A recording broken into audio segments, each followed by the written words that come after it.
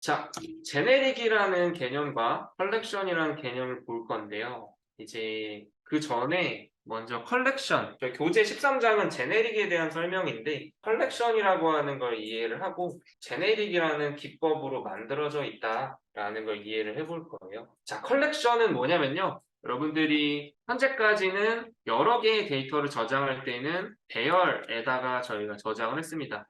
자, 어쨌든 우리가 이제 여러 개의 데이터를 다룰 때에는 배열을 사용을 했다. 그런데 배열의 단점은 뭐가 단점이다? 고정된 크기를 사용하기 때문에 데이터를 추가하거나 삭제할 수가 없었어요. 그런데 이제 이 컬렉션이라고 하는 애는 가변 개수의 객체들을 저장할 수 있는 공간을 말해요. 가변 개수라고 하는 거는 수가 변한다라는 거죠. 그래서 하나 만들고 또 추가해서 하나 만들고 추가해서 하나 만들고 해서 계속 데이터를 저장하는 이 공간이 늘어날 수도 있고 중간에 데이터를 끊어서 여기 끊고 얘를 뒤에 거랑 연결을 시켜서 두 번째 객체를 삭제를 할 수도 있어요. 그래서 컬렉션이라고 하는 애는 객체들의 컨테이너라고도 부르고 요소의 개수에 따라서 크기를 자동 조절한다. 그리고 요소를 삽입, 삭제할 수가 있다. 얘가 나온 이유는 그거예요.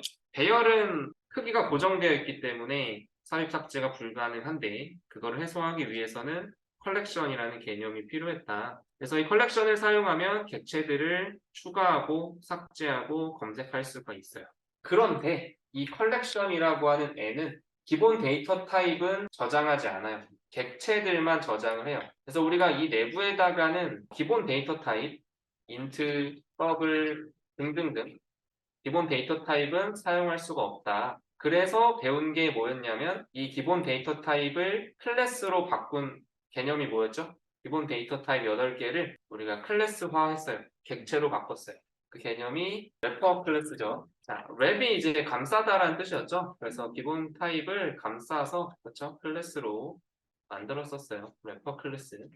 그래서 기본 데이터 타입도 클래스화해서 기본 데이터 타입을 다룰 수 있게끔 클래스로 사용할 수가 있습니다. 자, 그래서 이 자바에서는 이 컬렉션과 관련된 인터페이스하고 이런 클래스들을 제공해주고 있어요. 이거 외에도 몇 가지 여러 가지가 있는데 이 정도만 알고 있어도 저희가 다양하게 활용해 볼 수가 있습니다. 기본적으로 컬렉션이라는 인터페이스를 상속해서 set, list, queue라고 하는 인터페이스가 있고 또 각각 이제 set을 구현한 해시셋이라고 하는 클래스, 리스트를 구현한 array list, 벡터, 링크드 리스트 등이 있습니다.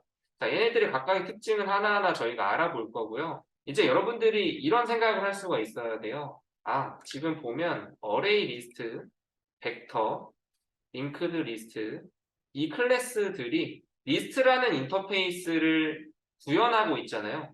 임플리먼트하고 있잖아요. 그러면 이런 걸 눈치채셔야 돼요. 아, 어레이 리스트의 메소드나 벡터의 메소드나 링크드 리스트의 메소드나 이름이 다 비슷비슷하겠다 라는 생각이 들어야 돼요. 왜? 리스트라는 인터페이스에 뭐를 작성하죠, 저희가? 추상 메소드를 작성하죠. 그렇죠? 여기에 코드가 구현되지 않은 정의, 원형만 정의한 메소드를 작성해 놓고 그걸 우리가 아래에 구현 클래스에서 오버라이딩해서 구현을 해줬었어요. 제가 인터페이스 할 때 배웠던 개념이에요. 그럼 여기에 작성한 메소드들이 반드시 구현 클래스에서 오버라이딩이 돼야 되거든요. 그럼 리스트에 뭐 add라는 메소드 뭐 등등 메소드가 있으면 반드시 이 add 메소드를 array 리스트, 벡터, 링크드 리스트에서 오버라이딩을 했어야 되니까 인터페이스를 어떤 인터페이스를 구현하고 있냐에 따라서 비슷한 메소드를 사용하고 있을 것이다 라고 하는 걸 눈치를 채볼 수가 있고 그리고 여러분들 조금 익숙하지 않은 생소한 기호들이 보이죠? 클래스 옆에 뭔가 알파벳들이 하나 붙어 있고 기호가 붙어 있어요. 자, 요거를 사실 이해해 보기 위해서 저희가 먼저 컬렉션 보고 있는 건데 자, 여기 붙어 있는 이 기호들이 바로 제네릭입니다. 제네릭이라고 하는 거. 이 컬렉션이라고 하는 걸 설계를 할 때 이런 거예요. 우리가 예를 들어서 어레이 리스트라고 하는 클래스는 지금 이 컬렉션들은 여러 개의 데이터를 동적으로 다룰 수 있는 구조다라고 말씀을 드렸어요. 근데 이때 이 안에 들어갈 데이터가 스트링인지 인테저인지 정의를 해야겠죠? 근데 클래스에서 이 안에 들어갈 요소의 아이템의 타입이 스트링이다라고 못을 박아놓으면 어떤 일이 벌어지냐면요. 이 안에 들어갈 아이템 하나하나는 다 스트링 타입으로 돼야 돼 라고 선언을 해놓으면 이 어레이 리스트를 수십 개 만들어야 돼요. 인테저를 받는 어레이 리스트도 만들고 또 인테저 말고 뭐가 있죠? 더블을 받는 클래스도 또 만들어야 되고 우리가 직접 정의한 피카츄를 요소로 갖는 어레이 리스트를 또 만들어야 돼요. 클래스를 정의할 때 어떤 변수의 타입을 미리 확정 지어 놓으면 확장성이 떨어져요.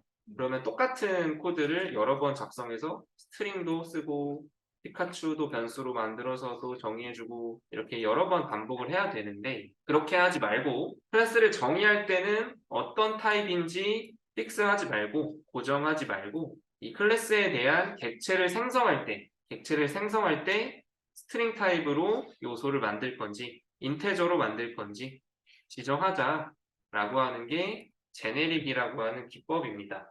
자, 그래서 이 컬렉션이라는 클래스를 설계할 때는 제네릭이라는 기법으로 설계를 했어요. 제네릭이라고 하는 건 특정 한 타입만 다루지 않고 여러 종류의 타입으로 여러 가지 클래스들을 적용시킬 수 있도록 클래스를 정의할 때 타입을 특정하는 게 아니라 객체를 생성할 때